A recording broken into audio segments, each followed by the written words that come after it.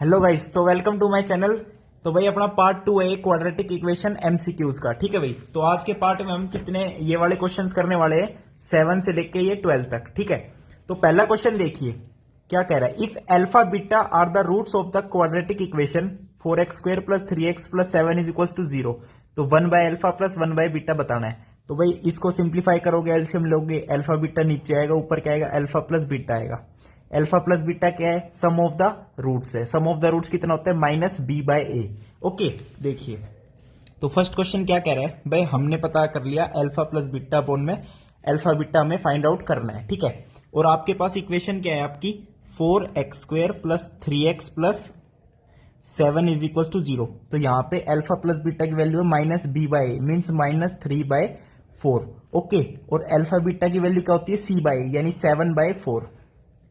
तो जब इनको आपस में डिवाइड करोगे तो क्या आएगा, देखो -3/4 और डिवाइड में क्या है 7/4।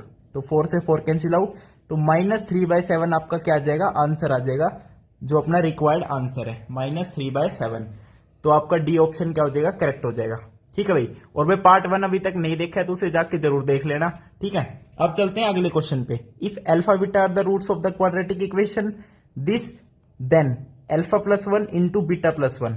अच्छा जी, अब ये इक्वेशन देखो, अब ये p नहीं मानना आपको कि जैसे x का कोफिशिएंट जो मानते हैं ऐसे यहाँ पे p का मान लिख दो, नहीं, पहले इसको अंदर से सोल्व करेंगे, p -px minus p। Okay, देखिए सेकंड क्वेश्चन क्या कह रहा है भाई, आपके पास इक्वेशन है x² minus p x plus 1 minus c is equals to 0।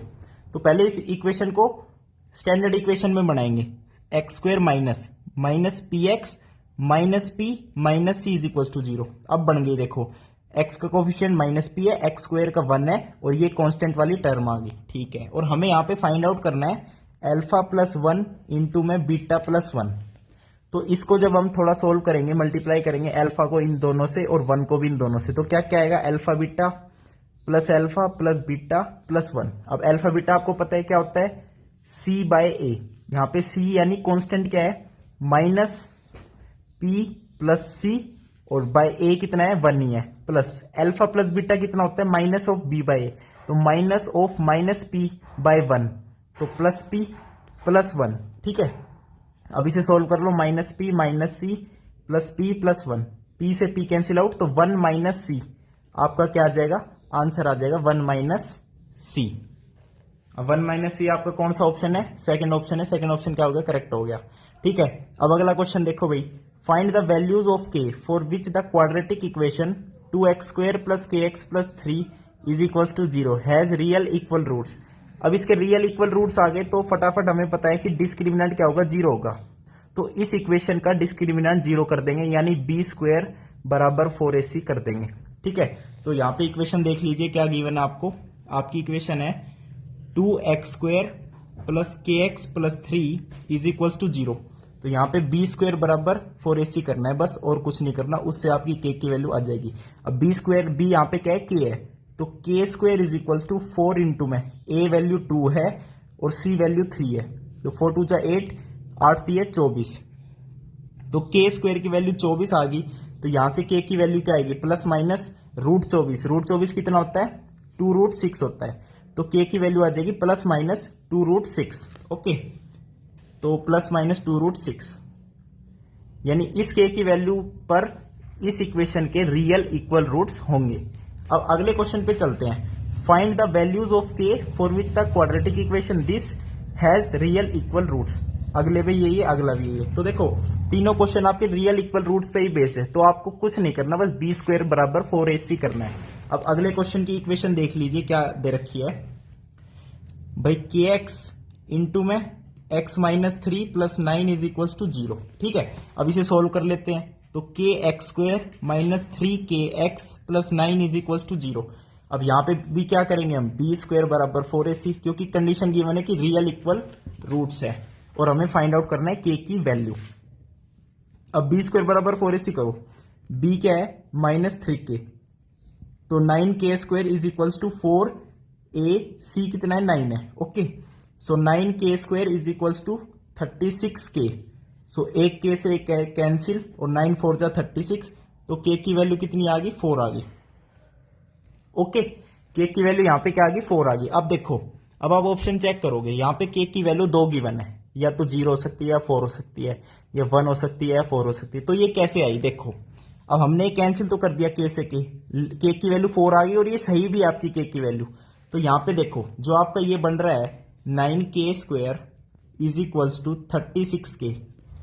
Okay, अब मैं क्या करता हूं, 36k को इधर ले आता हूं, तो 9k² minus 36k is equals to 0। ठीक है भाई, अब यहां पे क्या करता हूं मैं, 9k को कॉमन ले लेता हूं, तो यहां पे आएगा k minus 4 is equals to 0। अब दो चीज का प्रोडक्ट अगर 0 है तो उनमें से क्या पॉसिबिलिटी आएगी कि या तो ये 0 बन जाए। अब k माइनस 4 0 बनेगा, तो यहां से k की वैल्यू 4 आ गई, ये बिल्कुल करेक्ट निकाला था हमने। अब ये भी तो 0 हो सकता है, ये 0 कब होगा, जब k खुद 0 हो जाए। एक k की वैल्यू 0 भी हो सकती है जिससे ये 0 बन जाए, यानी ये इसको सेटिस्फाई करे। तो k की वैल्यू या तो 4 आएगी या k की वैल्यू 0 आएगी। ओके, तो k की वैल्यू 0 या 4, फर्स्ट ऑप्शन आपका क्या हो गया, करेक्ट हो गया। अब अगला देख लीजिए, find the value of k। इस बार क्वाड्रेटिक इक्वेशन आपकी ये गिवन है, ठीक है। पांचवा क्वेश्चन देखिए क्या कह रहा है, इसके अंदर आपकी इक्वेशन क्या है, 4x² minus 3kx plus 1 is equals to 0। अब यहां पे भी क्या करेंगे, b² बराबर 4ac करेंगे, ठीक है। यानी 9k² इज इक्वल्स टू 4 4 1 4 4 16, तो 9k² is equals to 16। So k² will be 16 by 9।